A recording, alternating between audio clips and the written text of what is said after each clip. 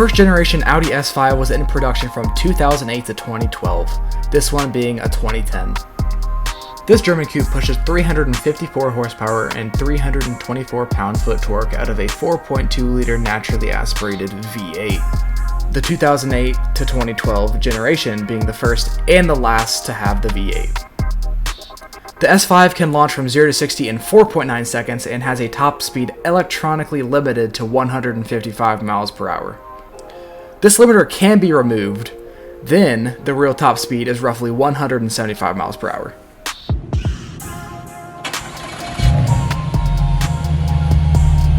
This engine has a good tone with a stock exhaust, which unlike any A-Class, has quad exhaust tips. The interior is surprisingly comfortable with sport seats, made with black silk Napa leather. This specific S5 is optioned with carbon Atlas trim, which adds a little spice to the all-black interior. On the exterior, its most prominent option is the Phantom Black metallic paint.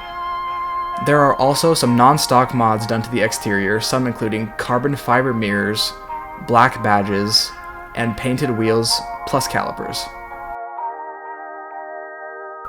Thanks for watching!